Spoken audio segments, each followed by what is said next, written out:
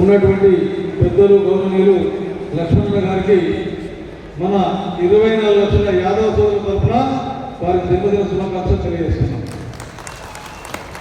అదేవిధంగా పెద్దలు గౌరవనీయులు యాదగిరి ట్రస్ట్ బోర్డు మెంబర్ అయినటువంటి ఈశ్వరమ్మ గారికి వారి కూడా హృదయపూర్వక శుభాకాంక్షలు తెలియజేస్తూ అందరికీ యాదవ కులబంధువులందరూ కూడా హృదయపూర్వక నమస్కారాలు తెలియజేస్తూ నా సూచన ఏంటంటే గొప్ప నిర్ణయం తీసుకోవాలి. ఈరోజు మన రాష్ట్ర అధ్యక్షుడు గతంలో 5 ఏళ్ళు 6 ఏళ్ళ నుంచి 8 రోజుల నుంచి పనిచేస్తున్న అధ్యక్షుడు మన రాష్ట్ర కమిటీ ఉన్నది 45 నుంచి వెళ్ళి 51 మెంబర్ పెంచినందుకు ఒక 8 మందిని తీసుకోవాలని పెంచినందుకు వారికి హృదయపూర్వకంగా ఏంటంటే జిల్లా అధ్యక్షుడు కూడా జిల్లా బయటకు వెళ్ళినప్పుడు ఏమన్నా వీళ్ళు 6 ఏళ్ళ నుంచి 7 ఏళ్ళ నుంచి 8 నుంచి చేస్తున్నారు అంటే మంచిగా పనిచేసిన వాళ్ళ నుంచి కాదు, పోస్ట్ తీసుకొని మీరు మార్చారని చెప్పేసి కొన్ని చాలా అభిప్రాయాలు వచ్చాయి. నేను కూడా చాలాసార్లు లక్ష్మణ్ మరియు రవీంద్రను కూడా చాలాసార్లు తెలియడం జరిగింది. ఖచ్చితంగా ఒకసారి నిర్ణయం తీసుకోవాలని చెప్పారు. అందులో భాగంగా ఒక మంచి నిర్ణయం తీసుకోవాలి. మెయిన్ ఇప్పుడు ఒక 5 మెన్ కమిటీ ఏదైతే ఏర్పాటు చేశారో ఆ 5 మెన్ కమిటీలో జిల్లా నుంచి వెళ్ళి రాష్ట్రానికి రావాల్సినటువంటి పంపేటువంటి ఎవరైతే ఉన్నారో మన వెంకటేశ్వర చెప్పినట్టు వాళ్ళు గతంలో జిల్లా అధ్యక్షులు పనిచేశారా, ఇటు చురుగ్గా పనిచేశారా, మంచి రాజకీయంగా ఉండి కులం గురించి పనిచేసే వ్యక్తులు ఎవరైనా ఉంటే అక్కడ డిస్కస్ చేసిన 2 పేర్లు 3 పేర్లు పంపిస్తే రాష్ట్ర కమిటీ నా సూచనే, నేను ఆర్డర్ చేయట్లేదు, నా సూచన చెప్తున్నాను. మన రాష్ట్ర కమిటీ ఏదైతే నియమిస్తుందో దానికి పంపిస్తే వాళ్ళు సూచన చేసి వారికి ఏ పోస్ట్ చేయాలని చెప్తుంది ఒకటి.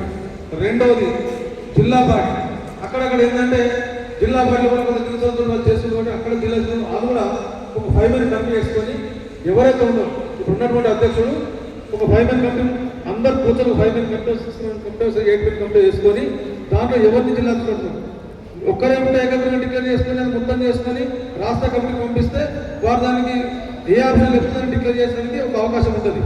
లేదా 2-3 పోటీ ఉన్నారనుకోండి, ఆ యొక్క 2-3 పేర్లు పంపి రాష్ట్ర కమిటీ పంపిస్తే రాష్ట్ర కమిటీ దాన్ని కరెక్ట్ చూసి ఎవరికి ఇస్తే బాగుంటుంది, ఎవరు మమేకమై పనిచేస్తారు, అలా పనిచేస్తే వారికి బాగుంటుందని చెప్పి దానికి డిసైడ్ చేసి ఆ పేరు పంపిణీ చేస్తారు.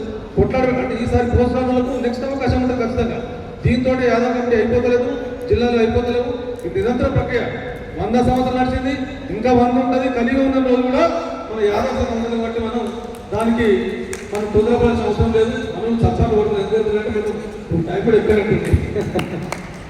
సరే నేను ఏమంటున్నాడో చెప్పల విషయం కాదు, కానీ సూచనలు అడిగిన సూచనలు ఈ రకంగా మన స్టేట్ కమిటీకి ఉన్న జిల్లా కమిటీకి, ఆ జిల్లా కమిటీ స్కూటీ కమిటీ అంటే ఆ కమిటీ మండల అధ్యక్షులు కానీ వాళ్ళ కానీ అన్నింటి కూడా ఆ రకంగా చేసుకుంటూ పోతే సోదరులారా, ఒక జిల్లా అధ్యక్షుడు అంటే దాదాపు 34 ఎమ్మెల్యే కంటే గొప్ప.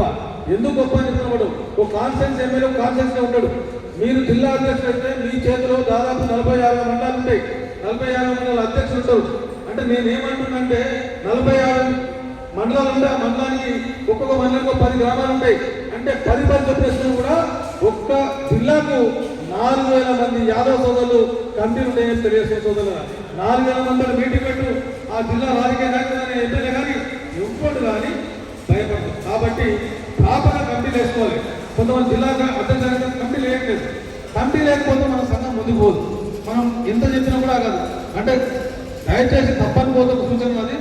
పోస్టు తీసుకునే వాళ్ళు విజిటింగ్ కార్డు కోసమో స్టేటస్కి వస్తే స్టేజ్ కూర్చుకోవడం కోసమో అలా కాకుండా యాదవ జాతి కోసం, యాదవుల హక్కులను కాపాడడం కోసం తీసుకొని జాతిని వారిని అభివృద్ధి పరచాలి, జాతి ఎదుగుదలకు తోడ్పడడం కోసం తీసుకోవాలని చెప్పి తెలియజేస్తూ ఇదే సూచనలు ఎక్కువ లేదు.